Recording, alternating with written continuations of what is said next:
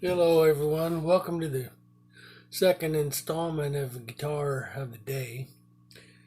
I realized, I didn't realize, someone tipped me off that the first video I didn't show very much of the guitar and that the sound was kind of off. Thanks to Rita for pointing that out. This one may be a little bit better. I'll make sure you actually see the guitar.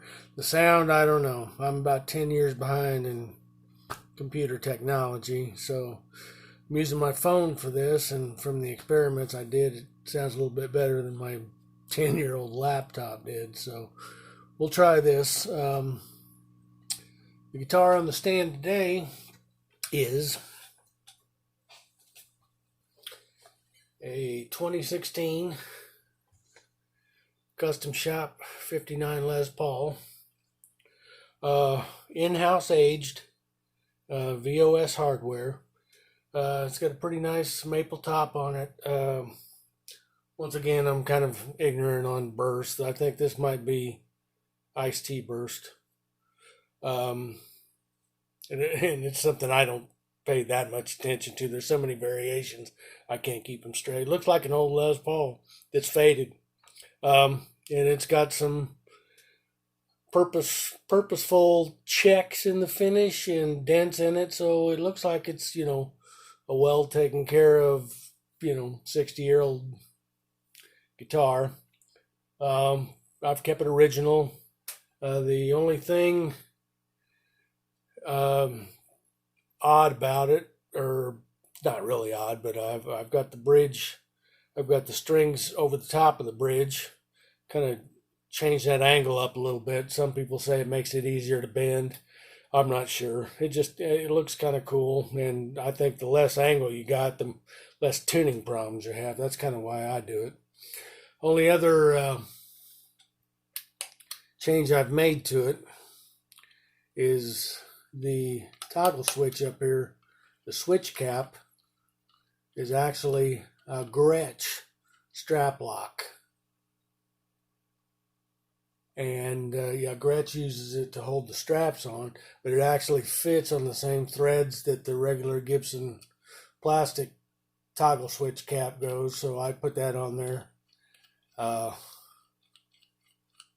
And I do that in honor of Ted Nugent. I noticed all his Birdlands and his Les Paul too have these.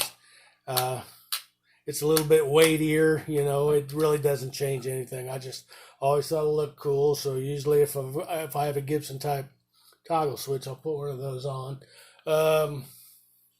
Let's see the back. Really nothing spectacular, but you might be able to see the checks and the little dings, which once again are put on purpose.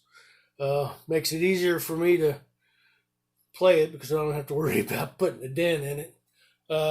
Tuning gears.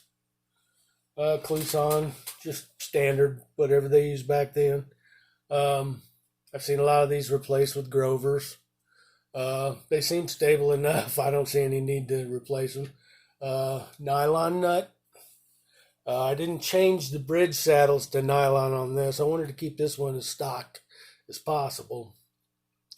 I've never really been that much of a Les Paul guy, and the problem for me is that they're single cutaway. Now, I have a tendency to wrap my thumb around the neck for an anchor when I'm bending strings.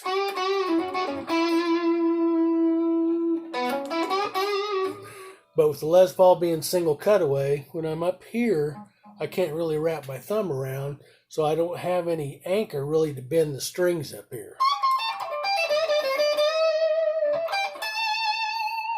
I can do it, but I can't do it as easy. So that's why I kind of shied away from them. And generally, they're heavier. This one's actually pretty light. It's pretty comfortable. But I bought it mainly for an investment. But the sound, the more I play it, the more I like it. And stability-wise, it's really good. So I'll go ahead and kind of run through the sounds real quick. Just your standard Gibson 2-volume, 2-tone. And if you watch the first installment of this, when I was doing the 335. The wiring's the same. It's 50s type wiring where the controls are interactive. So usually what I do is I leave the switch in the middle, leave everything on about 7, and that gives me access to boost or cut either the treble pickup or the rhythm pickup without having to hit the toggle switch, which I'll do that too depending on the sound. But there's a lot of sounds here, and a lot of people, associate that really thick, powerful sound with Gibson, and I get that. But after playing around with this 50s wiring, once again, I can't stress this enough. If you turn them all down, then you'll kind of get into the single coil mode a little bit. You get a lot of chime.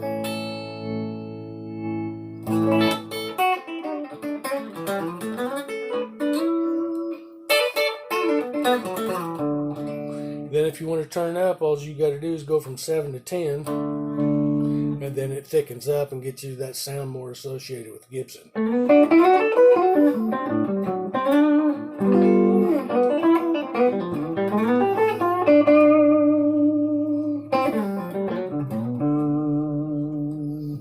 Bear with me a little bit. I'm playing with my computer to try to get a backing track.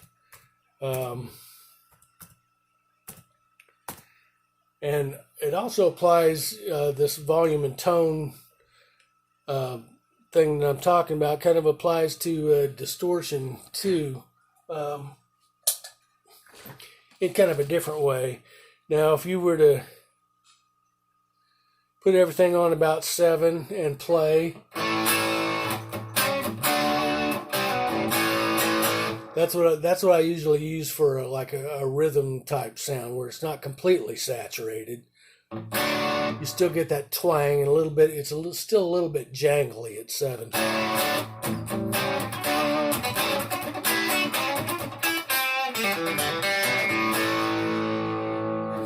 Now, if it seems overly bright, it's still this generic audio I'm using. I'm just using the phone microphone, so you're actually getting the acoustic sound of the guitar too.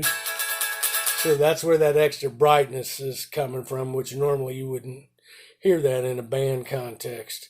But getting back to what I was saying, let's say I'm on the lead pickup, okay? And I'm at about 7.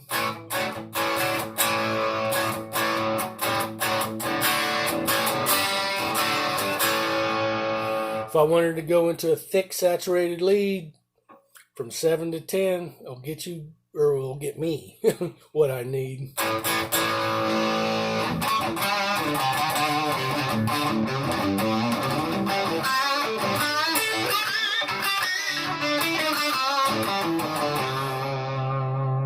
Back down to 7. 10. So there's all kinds of tones right there at your fingertips. So I usually just use one overdrive pedal and let the volume tone controls do their thing. So let's see what it sounds like.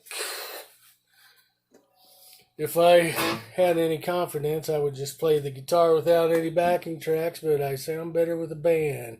I'm basically a long-haired lead guitar player. Long hair? Where's that at? Lead guitar player I'm a lead guitar player in a rock and roll band. That's what I am. Okay.